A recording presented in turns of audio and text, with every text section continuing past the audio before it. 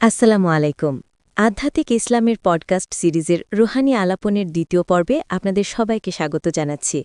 আমি পূর্বের পর্বের পর আপনাদের অনেক সাড়া পেয়েছি, যেখানে আমরা ব্যস্ত জীবনের শান্তির খোঁজ নিয়েছিলাম।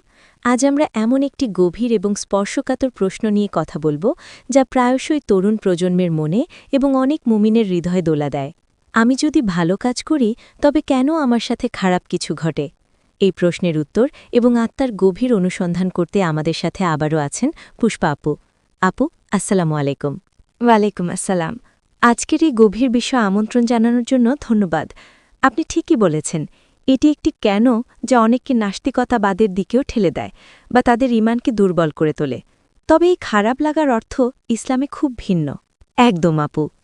আমরা স্বাভাবিকভাবেই মনে করি ভালো করলে ভালো হবে, খারাপ করলে খারাপ হবে। তাহলে একজন সৎ ও মুমিন ব্যক্তি কেন এত পরীক্ষা, রোগ, অভাব বা কষ্টের মুখোমুখি হন? এটা কি আল্লাহর ইনসাফের খেলাফ নয়?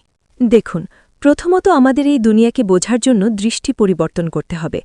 আল্লাহ কোরআনে স্পষ্ট বলেছেন যে তিনি আমাদের পরীক্ষা করবেন ভয়, ক্ষুধা এবং সম্পদ ও জীবনের ক্ষতি দিয়ে। সূরা বাকারার ১৫৫।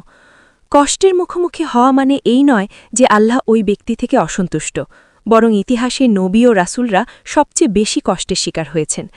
আপনি ভেবে দেখুন, আমাদের নাবিজির জীবন কি সহজ ছিল? না, তা ছিল ত্যাগে পূর্ণ। রুহানি পথে কষ্ট হল অন্তরের সোনার পরীক্ষা, যা আগুনের তাপে আরও খাঁটি হয়। কষ্ট আমাদের অহংকার চূর্ণ করে, আমাদের দুর্বলতা বোঝায় এবং আল্লাহর প্রতি মুখাপেক্ষী করে তোলে। সুবহান আল্লাহ। অর্থাৎ আপনি বলছেন, কষ্ট আসলে একটি আল্লাহর ভালোবাসা বা একটি আধ্যাত্মিক উপহার? একদমই তাই। যখন কোনো মুমিন কষ্টে পড়ে, আল্লাহ তার পেছনের পাপ ক্ষমা করেন এবং তার আধ্যাত্মিক মাকাম উন্নত করেন। এটি হল সোনার পরীক্ষা। যারা ভালো কাজ করে কষ্টের মুখোমুখি হয়, তারা আল্লাহর অনেক কাছের মানুষ। আর দ্বিতীয় যে খারাপ কিছু ঘটে, আমরা যা খারাপ মনে করি, হয়তো তার পেছনে আমাদের জন্য বড় কোনো কল্যাণ লুকিয়ে আছে, যা আমরা তাৎক্ষণিকভাবে দেখতে পাচ্ছি না। হজরত মূসা আলাইসাল্লাম ও হজরত খিজির আলাইসাল্লামের গল্পটি আমাদের এই শিক্ষা দেয়। যে কাজগুলো দেখতে খারাপ মনে হচ্ছিল, সেগুলোর পেছনে বড় ধরনের উপকারিতা ছিল। আমাদের অন্তর্দৃষ্টি সীমিত, আল্লাহর প্রজ্ঞা অসীম। আল্লাহু আকবার। আমাদের অন্তর্দৃষ্টি সীমিত, আল্লাহর প্রজ্ঞা অসীম। এই বিশ্বাসটাই তো ঈমানের মূল।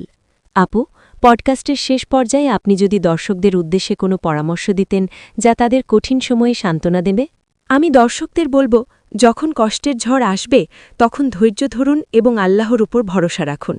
বলুন, আমি আল্লাহর জন্য এবং তার কাছেই ফিরে যাব। মনে রাখবেন, কষ্ট চিরস্থায়ী নয়, এটি আপনার রুহকে মজবুত করতে এসেছে। আর এই বিশ্বাস রাখুন যে আপনার প্রতিটি অশ্রুবিন্দু আল্লাহর কাছে সংরক্ষিত এবং তার প্রতিদান কল্পনাতীত হবে। আল্লাহ কারও কষ্টের হক নষ্ট করেন না। অসংখ্য ধন্যবাদ পুষ্পা আপু, আপনার এই গভীর এবং প্রশান্তিমূলক আলোচনার জন্য। দর্শক, আশা করি আজকের এই আলোচনা আপনাদের মনের সন্দেহ দূর করে কষ্টের পেছনে লুকিয়ে থাকা আধ্যাত্মিক উপহারটিকে চিনতে সাহায্য করবে। পরবর্তী পর্বে আমরা আরও গভীর কোনো আধ্যাত্মিক বিষয় নিয়ে কথা বলব। ততক্ষণ সবাই ভালো থাকুন, সুস্থ থাকুন এবং আল্লাহর শরণে থাকুন। আল্লাহ হাফেজ।